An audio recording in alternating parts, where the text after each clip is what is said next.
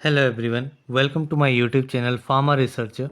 आज है day 107 daily pharma MCQ डो सीरीज़ का, जिसमें हम डेली के 10 फार्मेसी एमसीक्यू क्वेश्चन सॉल्व करते हैं from previous year question papers with detailed explanation and additional information, जो कि आपके सभी फार्मेसी रिलेटेड एग्जाम्स के लिए इम्पॉर्टेंट होते हैं। साथ ही हम नॉन फार्मा पार्ट का कुछ एक दो सेक्शन जो है वो भी हम इसमें कवर करते हैं। चलिए स्टार्ट करते हैं आज के पहले क्वेश्चन से। पहला क्वेश्चन है, the route of administration of ceftriaxone is. Ceftriaxone एक सिफेलोस्पोरिन ड्रग है एंड इसका रूट ऑफ एडमिनिस्ट्रेशन बताना है। इधर ओरल, सबलिंगुअल, सस्पेंशन और पेरेंटल। सेफ्ट्रिक्सोन जो है ये आपका पेरेंटल रूट से दिया जाता है। इसमें आपका ऑप्शन डी इज़ करेक्ट। सिफेलोस्पोरिन्स जो हैं वो आपके डिफरेंट जनरेशन्स के रहते हैं एंड ये हमने पहले भी डिस्कस किया हुआ है। तो इनकी डिफरेंट जनरेशन हम देख लेते हैं। पहला आता है फर्स्ट जनरेशन सिफेलोस्पोरिन। इसमें आपके ड्रग्स आ जाते हैं सेफाजोलिन, इसमें ड्रग आ जाएगा। सेफेलेक्जिन आ जाएगा, सेफेलेक्जिन। देन सेफाड्रॉक्सिल। ये भी आपका जनरेशन वाइज आपके क्वेश्चन पूछा जाता है इसमें। इसमें जो आपका सेफाजोलिन है वो एक पेरेंटल सिफेलोस्पोरिन है। बाकी सेफेलेक्जिन एंड सेफाड्रॉक्सिल जो है वो आपके ओरल फर्स्ट जनरेशन सिफेलोस्पोरिन्स हैं। यहीं पे मैं सेकंड जनरेशन सिफेलोस्पोरिन्स की बात करूं इसमें आपके ड्रग्स आ जाते हैं सेफुरोक्सिम इसमें रहेगा। सेफोक्सिटिन आ जाएगा, cefoxitin. Then cefaclor, then cefuroxime एक्जिटिल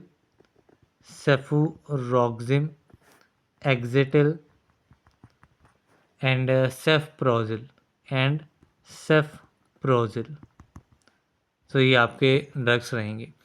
इसमें भी सेफुरोक्सिम एंड सेफोक्सिटिन ये दोनों आपके पेरेंटल हैं, जबकि सेफेक्लोर, सेफुरोक्सिम एक्जिटिल एंड सेफप्रोजिल ये तीनों आपके ओरल हैं। देन बात करूँ थर्ड जनरेशन सिफेलोस्पोरिन्स की। थर्ड जनरेशन में आपका सेफोक्टाजिम आ जाएगा, ceftizoxime. Then ceftriaxone, then ceftazidime and cefoperazone ये सारे आपके कौन से हैं? These are the third generation parental cephalosporins. यहीं पे मैं थर्ड जनरेशन में ओरल की बात करूं ओरल में आपका सेफिक्सिम आ जाएगा,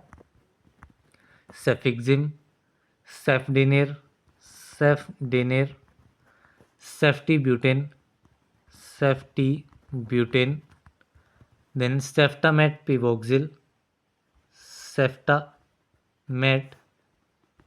पिवोक्सिल। ये डिफरेंट ड्रग्स आपके ओरल थर्ड जनरेशन सिफेलोस्पोरिन्स में आते हैं। देन बात करूँ फोर्थ जनरेशन में, इसमें आपको पेरेंटल्स देखने को मिलेंगे, जिसमें आपके दो ड्रग्स रहेंगे सेफेपिम एंड सेफपिरोम। ये दो ड्रग्स आपके पेरेंटल फोर्थ जनरेशन सिफेलोस्पोरिन्स हैं। अभी चलते हैं नेक्स्ट क्वेश्चन की तरफ। नेक्स्ट क्वेश्चन है, a type of electromagnetic radiation use in electron spin resonance spectroscopy is. Electron spin resonance spectroscopy में किस टाइप की इलेक्ट्रोमैग्नेटिक रेडिएशन का यूज़ किया जाता है?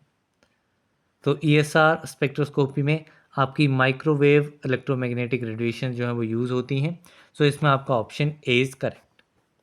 यहीं पे अल्ट्रावायलेट रेडिएशन की बात करूं ये आपके यूवी स्पेक्ट्रोस्कोपी में, इंफ्रारेड ये आपका IR स्पेक्ट्रोस्कोपी में, रेडियो वेव जो है वो आपका nuclear magnetic resonance spectroscopy NMR में। यहीं पे बात करते हैं अभी ESR स्पेक्ट्रोस्कोपी की, that is electron spin resonance spectroscopy. इसको EPR भी कहा जाता है, that is electron paramagnetic resonance spectroscopy. ये बेसिकली एक स्पेक्ट्रोस्कोपिक टेक्निक है जो कि यूज़ की जाती है इलेक्ट्रोमैग्नेटिक रेडिएशंस की वजह से जो डिफरेंट ट्रांजिशंस इंड्यूस होती हैं उनको डिटेक्ट करने के लिए।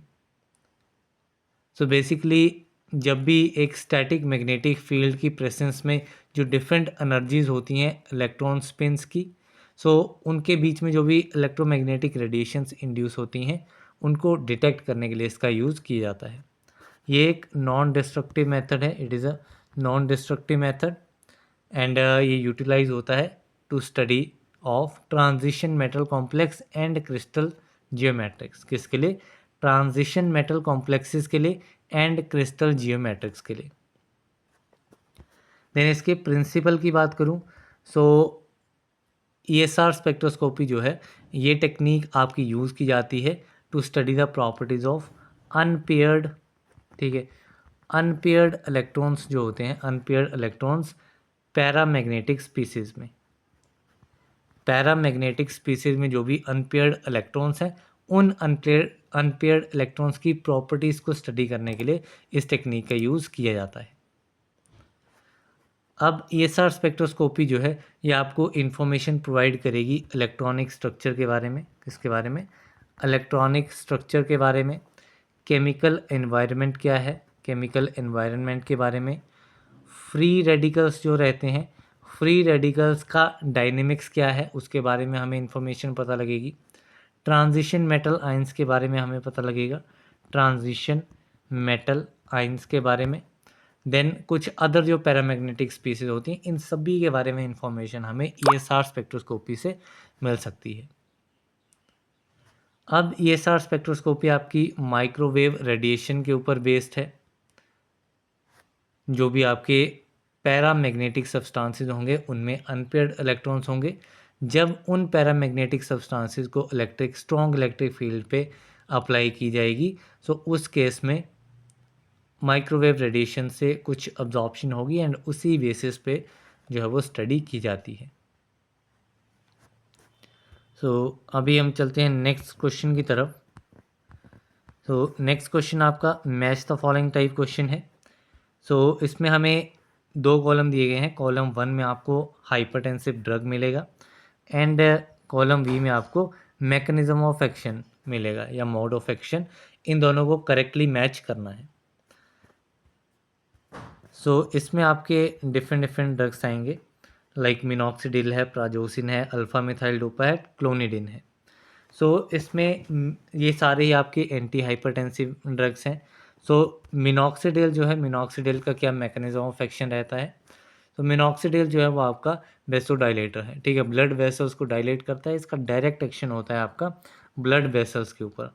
सो ये आपका मैच करेगा ऑप्शन नंबर डी के साथ, मिनॉक्सिडिल।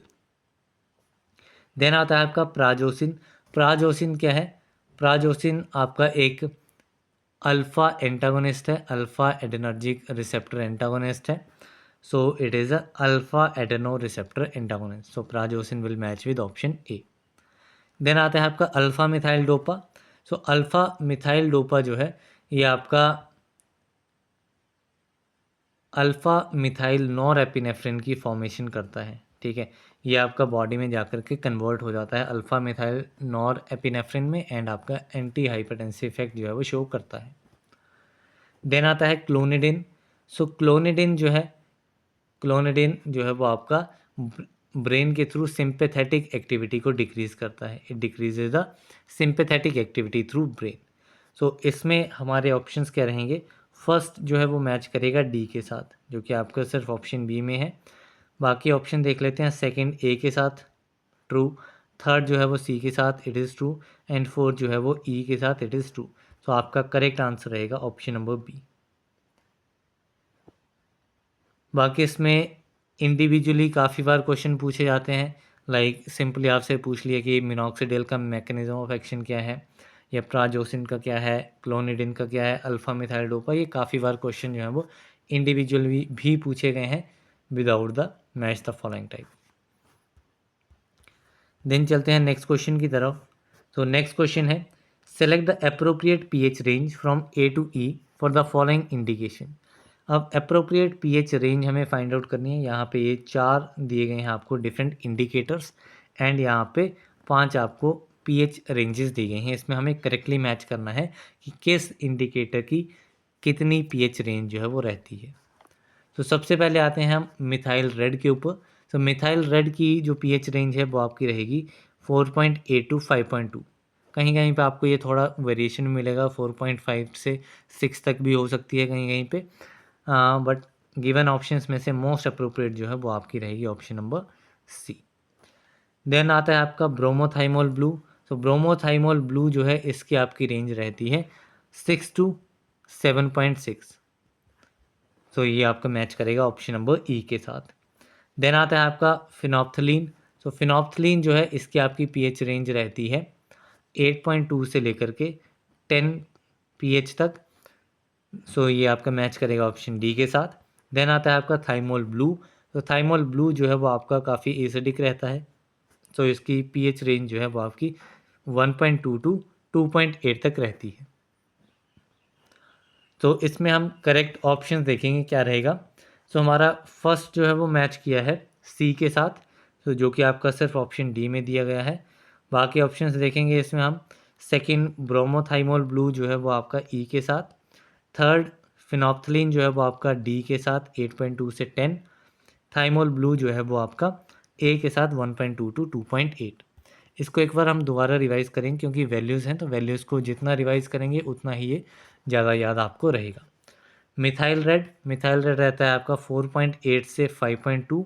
ये आपका किसका हो गया, इट इज़ मिथाइल रेड। कितना है, 4.8 से 5.2, मीन्स स्लाइटली एसिडिक जो है वो मीडियम सा एसिडिक रहेगा। ब्रोमोथाइमोल ब्लू है, ब्रोमोथाइमोल ब्लू जो है वो स्लाइटली एसिडिक से न्यूट्रल तक रहेगा, ब्रोमोथाइमोल ब्लू। तो ये आपका रहेगा स्लाइटली एसिडिक से लेकर के न्यूट्रल तक, या स्लाइटली बेसिक तक। देन फिनॉप्थलीन की वैल्यू क्या है, ये आपका स्लाइटली बेसिक रहता है, इसकी पीएच रेंज है 8.2 टू 10.0। एंड थाइमोल ब्लू जो है वो आपका हाईली एसिडिक रहता है 1.2 टू 2.8। तो ये वैल्यूज़ आप डेफिनेटली याद रखना इंडिविजुअली। डीएसएसबी के एग्ज़ाम में तो प्रीवियसली भी ये क्वेश्चंस जो हैं वो पूछे गए हैं based on this pH range. Then चलते हैं नेक्स्ट क्वेश्चन की तरफ। तो नेक्स्ट क्वेश्चन है, match the given ingredients from A to E with the purpose for which it is incorporated in the formulation of tablet. तो यहाँ पे ए to ई पे हमें मैच करना है। यहाँ पे आपको एक्सिपिएंट दे दिया गया है या प्रॉपर्टी दी गई है, एंड यहाँ पे आपको वो फॉर्मुलेशन दी गई है, इंग्रेडिएंट दिया गया है। इसको हमें करेक्टली मैच करना है कि किस पर्पस के लिए इसे फॉर्मुलेशन में ऐड किया जाता है। सो फर्स्ट है आपका ग्लाइडेंट। ग्लाइडेंट आपका क्या यूज़ होता है, pre gelatinize starch, pyramine, colloidal silica, calcium sulphate और सोडियम एल्जिनेट। सो ग्लाइडेंट जो है ये आपका यूज़ होता है कोलोइडल सिलिका। एंटी एडहेरेंट की तरह भी आपका यूज़ होता है कोलोइडल सिलिका, बाकी ग्लाइडेंट की तरह भी ये आपका यूज़ किया जाता है। बाकी आपका आता है डाइल्यूएंट। सो फर्स्ट आपका मैच हो गया सी के साथ, तो बाकी तो आपके क्लियर ही हैं। बाकी देख लेते हैं हम डाइल्यूएंट का। सो डाइल्यूएंट है आपका D, that is calcium sulphate. Diluent is calcium sulphate. तो कैल्शियम सल्फेट आपका यूज़ होता है as a diluent, means bulk provide करता है टैबलेट को। देन आता है आपका एडहेरेंट। सो एडहेरेंट जो आपका प्री जेलेटिनाइज्ड स्टार्च रहता है that is used as adherent. And disintegrant आपका रहता है sodium alginate, it is used as disintegrant. तो इसका करेक्ट आंसर जो है वो आपका ऑप्शन नंबर ए रहेगा। या कंपाउंड्स आप देख सकते हैं, डायरेक्ट इसके ऊपर पूछा जाता है क्या इसकी प्रॉपर्टीज़ रहती हैं। So colloidal silica is glidant, pre gelatinized starch जो है वो आपका रहता है एडहेरेंट। देन आपका कैल्शियम सल्फेट जो है it is a diluent, and sodium alginate जो है it is a disintegrant. Then चलते हैं नेक्स्ट क्वेश्चन की तरफ। सो नेक्स्ट क्वेश्चन है, match the correct structural feature from A to E for the following compounds. यहाँ पे डिफरेंट आपके कंपाउंड्स दिए गए हैं, एंड यहाँ पे बेसिक रिंग स्ट्रक्चर जो है वो इसका दिया गया है, इसको हमें करेक्टली मैच करना है। सो फर्स्ट है आपका पेम्पिडिन ड्रग। सो पेम्पिडिन ड्रग जो है वो आपका एडनर्जी के एगोनिस्ट रहता है, एंड इसमें आपकी पाइप्रिडिन रिंग जो है वो प्रेजेंट होती है। देन आता है आपका फेंटोलामाइन। फेंटोलामाइन आपका चीज़ रिएक्शन में ड्रग ऑफ चॉइस रहता है, ये भी आपको याद रखना है। तो फेंटोलामाइन में आपका रिंग स्ट्रक्चर रहता है इमिडाजोल। देन आता है आपका प्रो सिंपल, ये भी आपका एनर्जिक एंटागोनिस्ट है। सो इसमें आपकी रिंग प्रेजेंट होती है 1,4 डाइऑक्सिन रिंग। देन आता है आपका सुलिंडेक, तो सुलिंडेक में आपकी रिंग इंडीन रिंग जो है वो प्रेजेंट होती है। तो ये चारों प्रॉपर्टीज़ जो हैं वो आप याद रख सकते हैं। सो इसमें आपका करेक्ट आंसर क्या रहेगा, first will match with B. तो ओनली एक ऑप्शन जो है वो इसमें दिया गया है। सो यही आपका करेक्ट रहेगा। 2 जो है वो ए के साथ मैच कर रहा है, 3 जो है वो डी के साथ एंड 4 जो है वो सी के साथ। So this is the right answer. तो इस सिंगल क्वेश्चन से हम मल्टीपल 4 डिफरेंट क्वेश्चंस जो हैं वो इवेल्युएट कर रहे हैं। सो अभी हम चलते हैं नेक्स्ट क्वेश्चन की तरफ। तो नेक्स्ट क्वेश्चन है, given below are the elements and the drugs used A to E, match them correctly. तो यहाँ पे आपको डिजीज़ दी गई है, एलिमेंट दी गई है एंड यहाँ पे उसके ट्रीटमेंट के लिए ड्रग्स दिए गए हैं। तो हमें करेक्टली मैच करना है कि कौन सा ड्रग जो है वो किस पर्टिकुलर ट्रीटमेंट के लिए यूज़ किया जाता है। सो फर्स्ट है इसमें पार्किंसन डिजीज़, काफ़ी सिंपल है। पार्किंसन में जितनी बार भी पूछा जाता है ये आपका लीवोडोपा ड्रग रहता है एंड लीवोडोपा आपका प्रोड्रग है, डोपामाइन में ये कन्वर्ट होता है, काफ़ी बार मैंने बताया है आपको। एंड इसको कम्बिनेशन में दिया जाता है कार्बिडोपा के साथ में, ताकि पेरिफेरल डीकार्बोक्सिलेशन डोपामाइन की ना हो। तो ये आपका मैच करेगा फर्स्ट ई के साथ। देन सेकंड आता है आपका ग्लूकोमा। सो ग्लूकोमा जो है वो आपका ग्लूकोमा के लिए ड्रग रहता है पिलोकार्पिन। ग्लूकोमा के लिए कौन सा ड्रग रहता है, ग्लूकोमा में पिलोकार्पिन ड्रग जो है वो यूज़ होता है। देन गाउट के लिए आपका ड्रग होता है प्रोवेनेसिड एंड एंजीना के लिए नाइट्रोग्लिसरिन, ग्लिसराइल ट्राइनाइट्रेट भी इसे कहा जाता है। सो इसमें आपका करेक्ट आंसर क्या रहेगा, 1 ई के साथ है। काफ़ी सिंपल ऑप्शन दिए गए हैं, फर्स्ट अगर आपको पता है तो बाकी आंसर्स आपको क्लियरली पता लग जाएंगे। देन चलते हैं नेक्स्ट क्वेश्चन की तरफ। तो नेक्स्ट क्वेश्चन है, given below are the equipment use in manufacturing powder and their purpose A to E, match them correctly. तो यहाँ पे इक्विपमेंट्स दी गई हैं पाउडर्स की मैन्युफैक्चरिंग के लिए एंड यहाँ पे पर्पस दिया गया है कि किस पर्पस के लिए यूज़ किए जाते हैं। सो इनको हमें करेक्टली मैच करना है। फर्स्ट है आपका काउंटर काउंटर, काफ़ी बार हम स्टडी करते हैं काउंटर काउंटर के बारे में। सो काउंटर काउंटर जो है वो आपका यूज़ किया जाता है पार्टिकल साइज डिटर्मिनेशन के लिए। सो इसमें आपका ऑप्शन बी जो है वो काउंटर काउंटर के लिए राइट रहेगा। देन दूसरा इजी वाला हम देखते हैं एंडरसन ऑपरेटर्स, काफ़ी बार हम देखते हैं इसका किस प्रिंसिपल पे काम करता है, ये आपका सेडिमेंटेशन प्रिंसिपल पे काम करता है। पार्टिकल साइज एनालिसिस के लिए यूज़ होता है एंड सेडिमेंटेशन रेट को डिटरमाइन भी करता है। सो इसमें आपका एंडरसन ऑपरेटर्स के लिए ऑप्शन डी जो है वो राइट आंसर रहेगा। देन शेयर बॉक्स जो है वो किसके लिए रहता है, शेयर आपका कोहेसिवनेस को डिटरमाइन करने के लिए यूज़ होता है। तो shear box fourth option is correct for the option number E. Then आता है आपका सॉफ्टोमीटर जो है वो आपका टोटल सरफेस एरिया को डिटरमाइन करने के लिए यूज़ होता है। सो सॉफ्टोमीटर आपका मैच करेगा ऑप्शन नंबर ए के साथ। तो यहाँ पे अगर हम करेक्ट ऑप्शन देखें तो फर्स्ट जो है Coulter counter that will be matching with B. तो यहाँ पे भी आपका फर्स्ट से ही क्लेरिफाई हो जा रहा है। तो यहाँ पे आपका option D is the correct answer. Sorptometer is to determine total surface area, Anderson operators is to determine the sedimentation rate and shear box is used to determine the cohesiveness. So option D is correct. The next question है, choose the appropriate drug from A to E for the following categories. So appropriate drug को choose करना है A to E में different in categories से। तो यहाँ पे different आपके कुछ एंटी कैंसर ड्रग्स दिए गए हैं एंड इन्हीं को हमें करेक्टली मैच करना है। तो यहाँ पे फर्स्ट है आपका अल्काइलेटिंग एजेंट।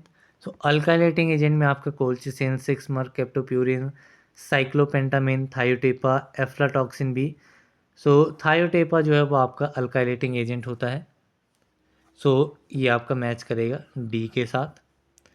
देन आपका कार्सिनोजन कौन सा है, कार्सिनोजन आपका कोल्चिसिन जो कि आपका गाउट में यूज़ होता है एंड पोलीप्लोइडी भी इसका एक इम्पॉर्टेंट फंक्शन रहता है। सो ये आपका एक कार्सिनोजन भी होता है। देन आता है आपका एंटी माइटोटिक एजेंट। तो एंटीमाइटोटिक एजेंट में आपका जो ड्रग रहेगा वो आपका रहता है एफ्लाटॉक्सिन बी। एफ्लाटॉक्सिन बी क्या है? It is a antimitotic agent. Then आता है आपका एंटी मेटाबोलाइट। तो एंटी मेटाबोलाइट आपका इट इज़ 6-mercaptopurine, जो कि एक प्यूरिन एंटागोनिस्ट है। It is a purine antagonist, इस पे भी इसका क्वेश्चन बनता है। तो प्यूरिन एंटागोनिस्ट आपका रहता है 6-mercaptopurine। एंटी मेटाबोलाइट कैटेगरी का ये ड्रग रहता है, कैंसर की ट्रीटमेंट में यूज़ किया जाता है। सो इसमें अगर हम करेक्ट ऑप्शन देखेंगे तो first will match with D. तो यहाँ पे सिर्फ एक ही ऑप्शन यहाँ पे दिया गया है। सो एंड सेकंड कार्सिनोजन आपका colchicine, third anti mitotic agent is aflatoxin B, and anti metabolite is 6-mercaptopurine। So इसमें आपका ऑप्शन ए जो है वो राइट आंसर रहेगा। द नेक्स्ट क्वेश्चन है given below are the drugs and their antagonist A to E, match them correctly. तो यहाँ पे आपके ड्रग्स दिए गए हैं, यहाँ पे उन ड्रग्स के एंटागोनिस्ट दिए गए हैं, इनको हमें करेक्टली मैच जो है वो करना है। सो फर्स्ट है आपका 5-HT, 5-हाइड्रोक्सीट्रिप्टोमेन। सो 5-HT जो है इसका एंटागोनिस्ट आपका रहता है इसका आपका एंटागोनिस्ट रहेगा सिप्रोहेप्टाडिन। ठीक है, एंटागोनिस्ट कौन सा है? It is सिप्रोहेप्टाडिन। देन आता है आपका कोडीन। कोडीन का एंटागोनिस्ट क्या रहता है? कोडीन का एंटागोनिस्ट आपका रहता है नेलोक्सोन। ठीक है, मॉर्फिन हो गया, कोडीन हो गया, इसका एंटागोनिस्ट होता है नेलोक्सोन। फिनोबार्बिटोन का एंटागोनिस्ट क्या है? तो फिनोबार्बिटोन के लिए बेमेग्राइड ड्रग जो है वो आपका एज एन एंटागोनिस्ट यूज़ किया जाता है। देन मस्करेन के लिए आपका एट्रोपिन एंटागोनिस्ट रहेगा। So it is quite simple. So इसमें आपका करेक्ट आंसर क्या रहेगा? One is matching with option number C. So यही एक आपका ऑप्शन दिया गया है, पहला सी के साथ मैच होता हुआ। Second is matching with D, naloxone, codeine, and third is matching with A, phenobarbitone, bemegride, and muscarine is matching with B, atropine. So option D is correct. तो यहाँ पे 10 हमारे MCQ आज के कंप्लीट होते हैं। इसमें काफ़ी सारे क्वेश्चंस आपके GPAT से लिए गए थे, एंड बाकी आपके DSSB फार्मासिस्ट क्वेश्चन पेपर से लिए गए थे। सो यहाँ पे काफ़ी मैच द फॉलोइंग थी, तो उसमें हमें एक क्वेश्चन में काफ़ी सारी इन्फॉर्मेशन मिलती है। सो इसमें हमें वाइड रेंज ऑफ क्वेश्चन जो है वो पता लग जाती है। सो 10 क्वेश्चंस आज के कंप्लीट होते हैं। अभी हमारा जीके का सेक्शन रह गया है, तो अभी हम जीके प्रोसीड करेंगे जीके में। सो जीके में आज की जो टॉपिक इंक्लूडेड है दैट इज़ द इंटेलिजेंस और detective agencies of the world की इंटेलिजेंस और डिटेक्टिव एजेंसीज के बारे में यहाँ पे दिया गया है। सो आपका जो फर्स्ट एजेंसी है that is Ministry of State Security. सो मिनिस्ट्री ऑफ स्टेट सिक्योरिटी जो है वो आपकी चाइना की इंटेलिजेंस एजेंसी है। देन ऑस्ट्रेलिया की इंटेलिजेंस एजेंसी है आपकी FCO, that is Australian Security and Intelligence Organisation. Russia की आपकी इंटेलिजेंस एजेंसी है KGB और GRU। इसका नाम आप गूगल पे सर्च कर लेना, रशियन लैंग्वेज में इसका नाम दिया गया था, काफ़ी लंबा सा नाम है। So you can read the full form of this KGB और GRU from the Google. Then South Africa की जो इंटेलिजेंस एजेंसी है that is National Intelligence Agency. United Kingdom की इंटेलिजेंस एजेंसी है MI, that is Military Intelligence 5 and 6 Special Branch Joint Intelligence organisation.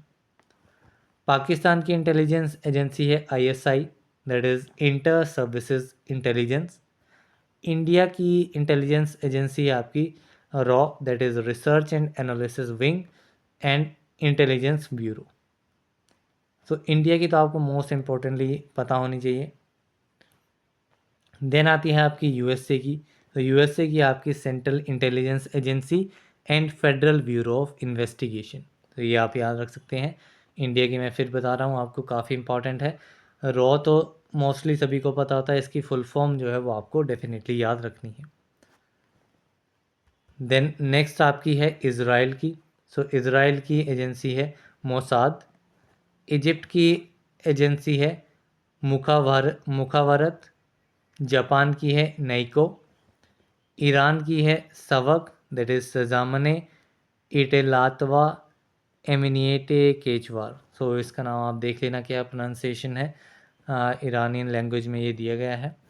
Then Iraq है, Iraq की है General Security Directorate. And France की आपकी रहती है DGSE, that is direction general दे ला सिक्योरिटी एक्सटीरियर। तो ये आपका फ्रांस में दिया गया है। तो ये आप देख सकते हैं।